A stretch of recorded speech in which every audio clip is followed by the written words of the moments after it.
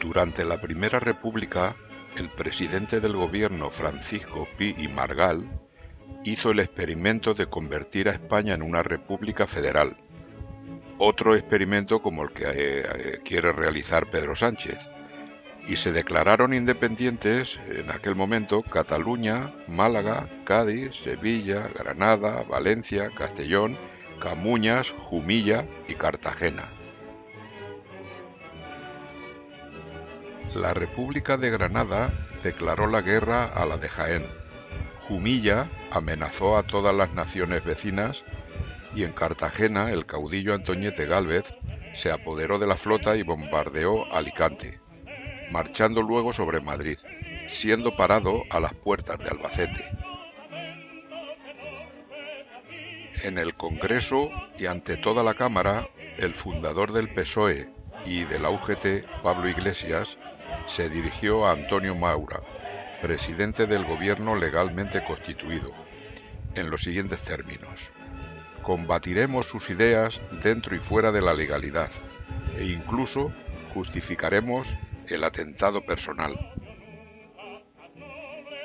El socialista Largo Caballero, presidente del gobierno, hizo las siguientes declaraciones: quiero decirle a las derechas que si triunfan, tendremos que ir a la guerra civil declarada. La democracia es incompatible con el socialismo. La transformación total del país no se puede hacer echando papeletas en las urnas. Que no digan que nosotros decimos las cosas por decirlas, que nosotros las realizamos.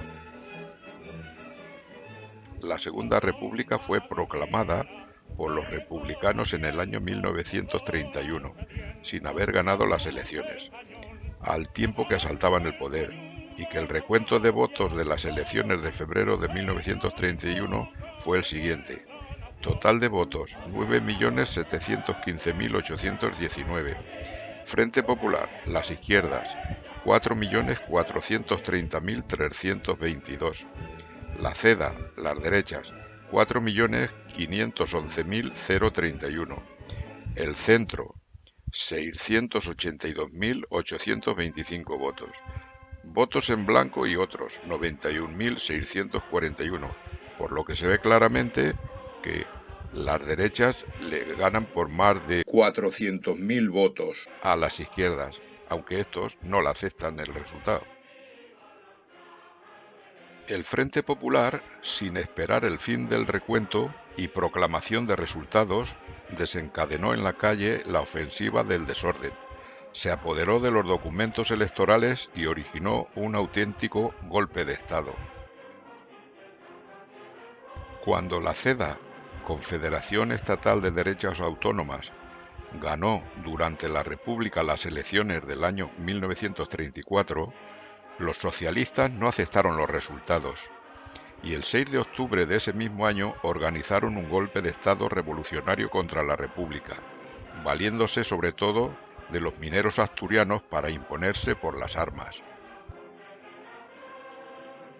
Aquella revolución socialista contra la República provocó muertes en 26 provincias españolas, pero sobre todo en Asturias, con un total de 1.330 muertos entre militares y sublevados.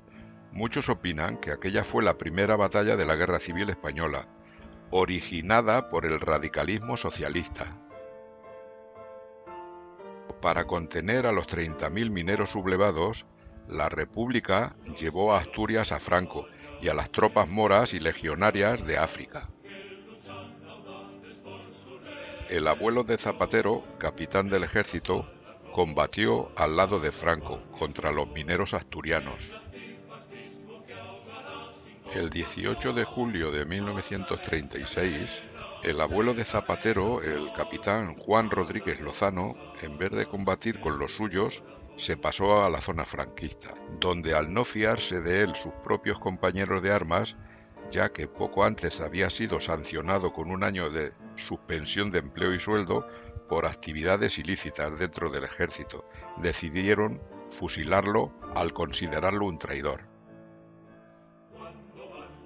El socialista Largo Caballero, siendo presidente del gobierno durante la Segunda República, dijo en el Congreso de los Diputados: cuando se aprobó el voto femenino, que el resultado de aquella votación era la peor puñalada que se le podía dar a la República.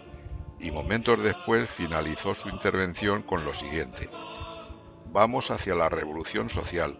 Mucho dudo que se pueda conseguir el triunfo dentro de la legalidad y en tal caso, camaradas, habrá que obtenerlo por la violencia. Largo Caballero no se ruborizó al asegurar que a él no le importaba que en Madrid se hundiera y desapareciera el pequeño comercio. Stalin tuvo que llamar al orden a Largo Caballero y aconsejarle moderación, ya que era habitual en los mítines socialistas durante la Segunda República gritar «¡Viva Rusia! ¡Muera España!».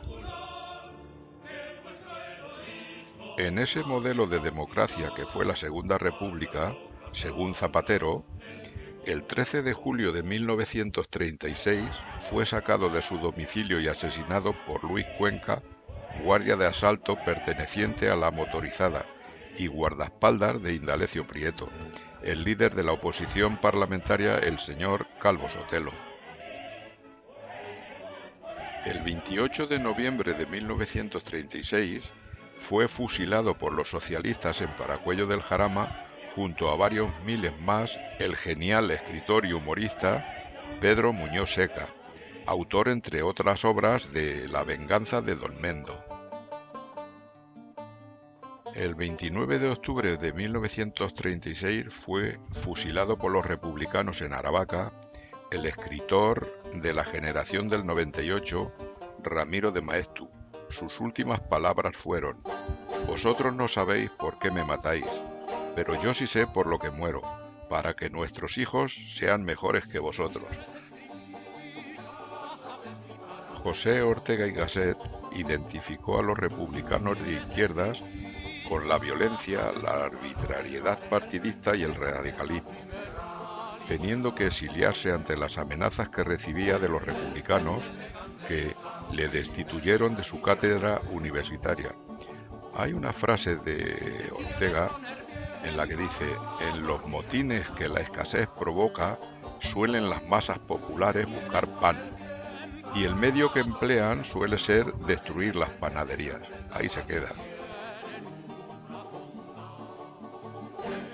El médico, humanista y escritor don Gregorio Marañón, que ayudó al advenimiento de la República, huyó de Madrid aterrado ante las matanzas que hacían los republicanos, no sin antes denunciar tales hechos de palabra y por escrito a los sucesivos gobiernos del Frente Popular.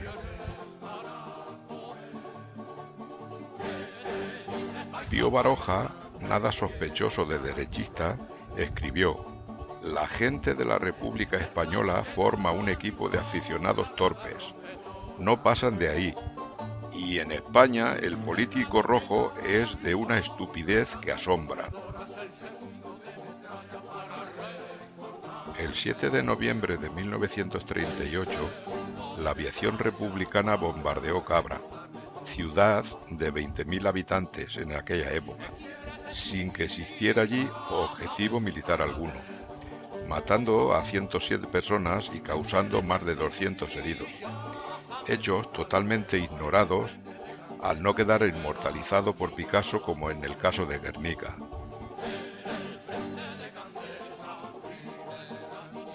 La primera mujer que fue alcaldesa en España fue Petra Montoro Romero, y sus hermanas Natalia y Marta fueron fusiladas por los republicanos el 29 de noviembre de 1936 en Sorihuela del Guadalimar, Jaén. José Luis Rodríguez Zapatero, ZP, ha dejado escrito en el prólogo que hizo para un libro de Jordi Sevilla titulado De Nuevo Socialismo, en el año 2002, lo siguiente: «En política no sirve la lógica. Entonces todo es posible y aceptable dado que carecemos de principios, de valores y de argumentos racionales que nos guíen en la resolución de los problemas». Hay un refrán que escribió Nicolás de Avellaneda que dice: Los pueblos que olvidan su historia están condenados a repetirla. Y eso precisamente es lo que está ocurriendo en España, que nos hemos olvidado de nuestra historia pasada, convirtiéndola en un carajal.